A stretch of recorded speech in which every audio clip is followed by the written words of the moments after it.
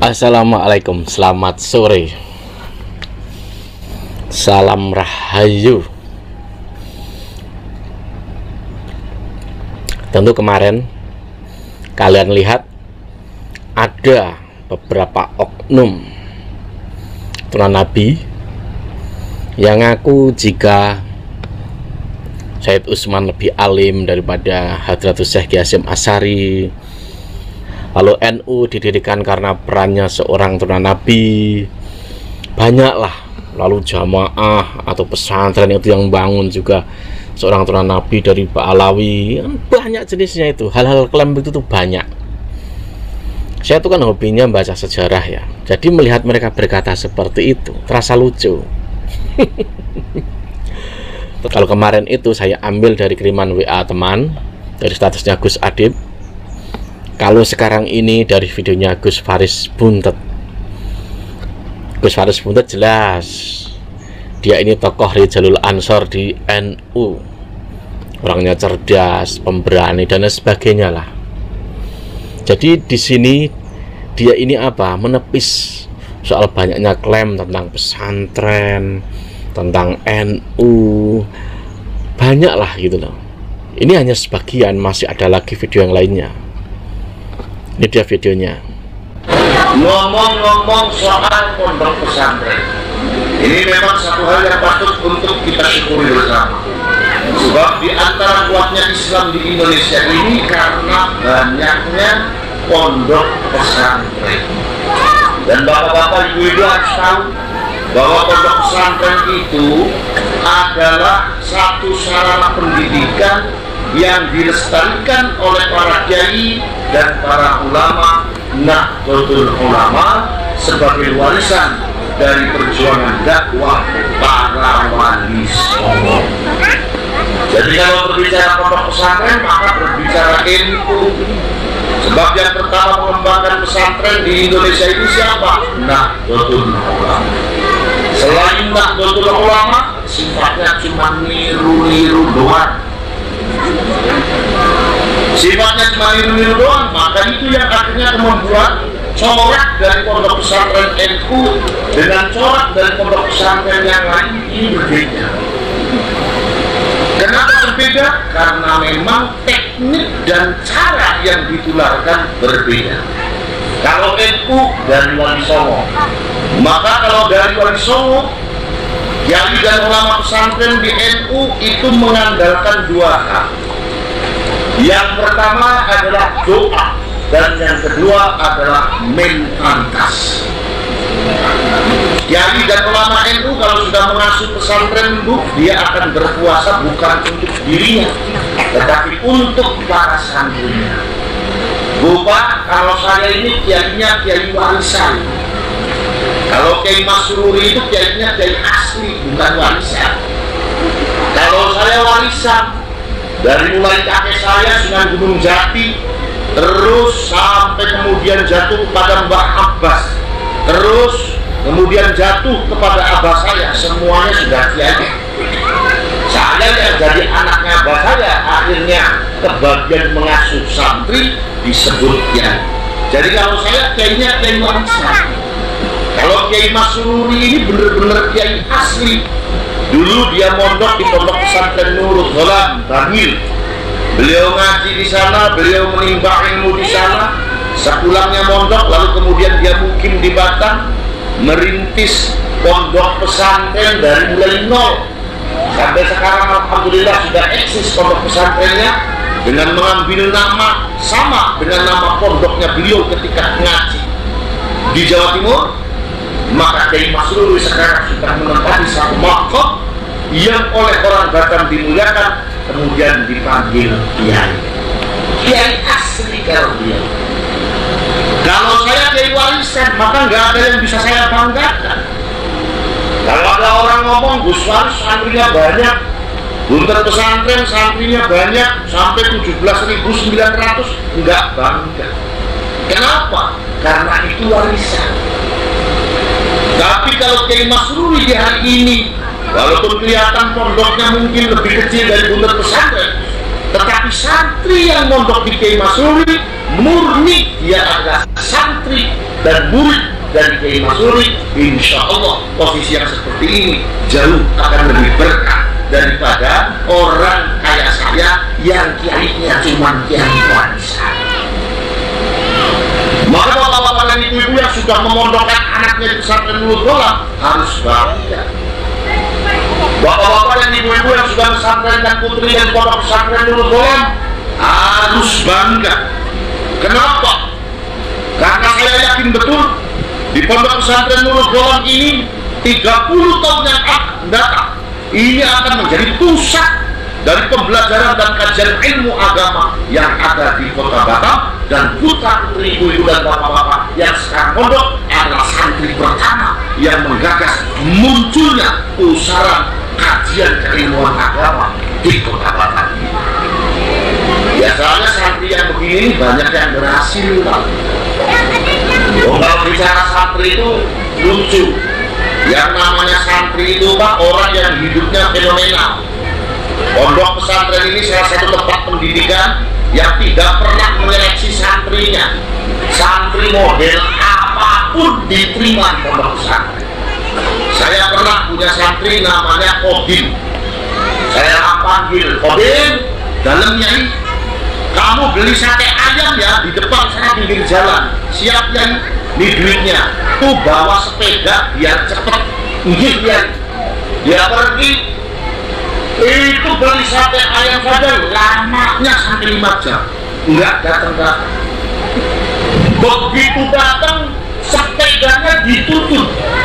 Saya tanya, Kodim, kamu kenapa sepedanya dituntut? Mohon maaf saya nggak bisa naik sepeda. Itu santri.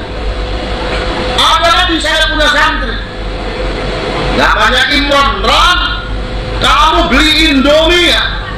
Kalau Indomie nggak ada sarimi, kalau sarimi nggak ada mie sedap.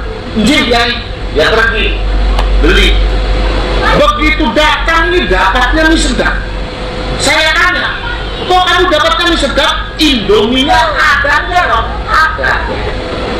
Sariminya ada juga. Lah kenapa kamu milih yang nomor 3? Nah, ini fenomena. Tapi dia tidak pernah mau dengan kondisi santri seperti itu. Dengan doa dan ikhtiarnya kiailah akhirnya bisa merubah bagaimanapun kondisinya santri menjadi orang yang istiqomah di dalam agama. Ini hebatnya santri. Dan yang menggagas pesantren Wali Songo, kemudian Menusi Adam, nah betul orang. Maka bicara pesantren di Indonesia, bicara ilmu. Ada yang mengklaim kalau pesantren saya yang membuat, bohong. Kalau pesantren golongan kami yang menyebarkan, bohong. Golongan kami yang melestarikan, bohong.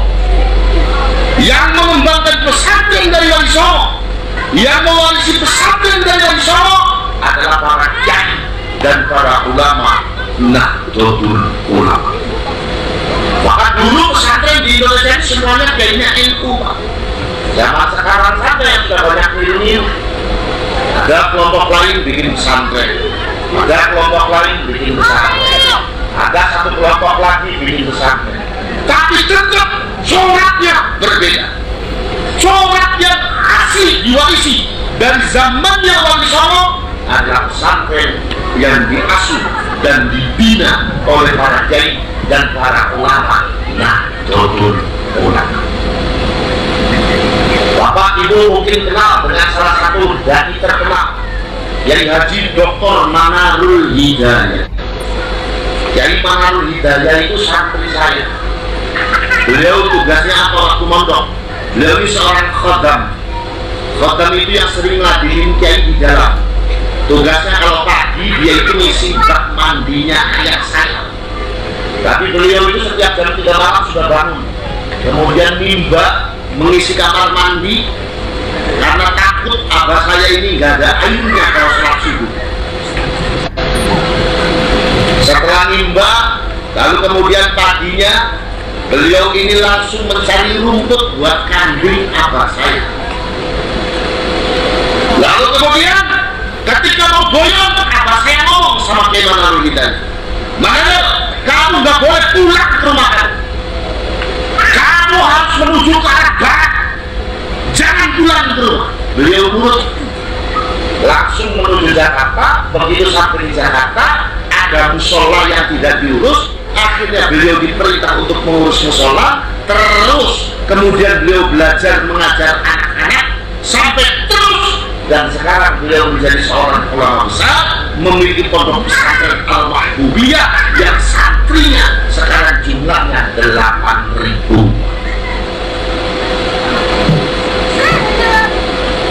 Mbah Hasyim Asy'ari, Mbah Hasyim Asy'ari adalah murid dari Mbah Khalil Bangkalan.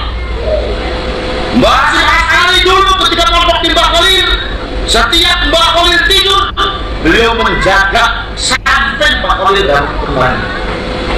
Beliau tidak pernah pergi dari sampingnya Mbah Khalil, menunggu Mbah Khalil sampai Mbah Khalil bangun.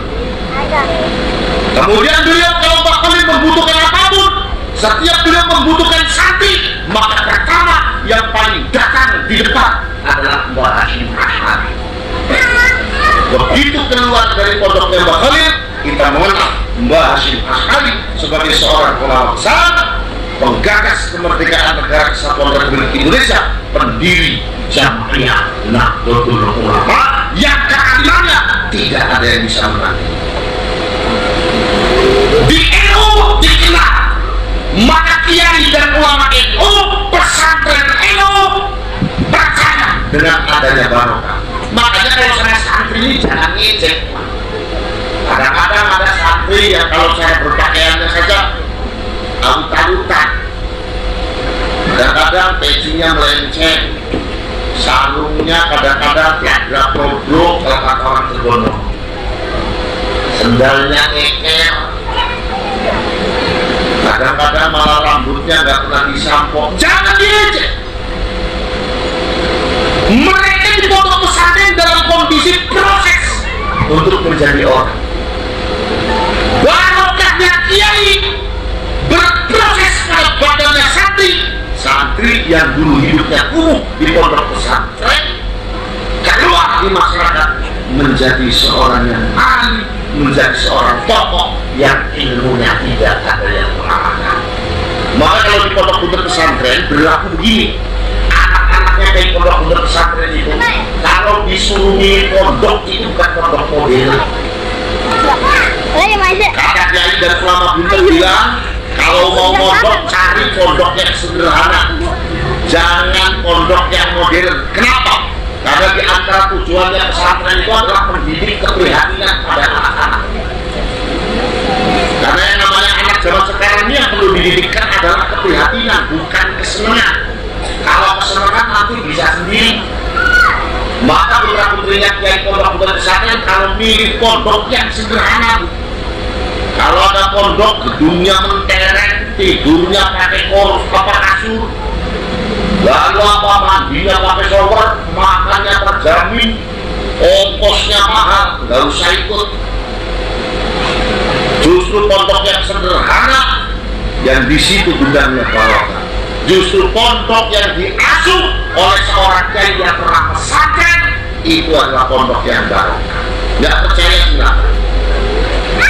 Bapak Buntet ini adalah pondok pesantren Salafiyah. Kondisinya sederhana, nggak ada santri yang tidur pakai kasur, tuh nggak ada. Nggak ada santri yang tidur pakai tempat tidur, tuh nggak ada. Nggak boleh sama kayak ini. Bahkan sebagian santri makannya masak sendiri, ngeliwet sendiri. Tapi lihat alumni Buntet, mana yang nggak berhasil? Semua berhasil. Mayoritas dari Jawa Timur alumni pondok Buntet pesantren. Jadi kalau beli pondok yang sederhana dan konsep semacam itu hanya ada di pondok pesantren Nahdlatul. Makanya mumpung masih ada kiai ulama itu yang masih mengasuh pesantren, ayo ramekan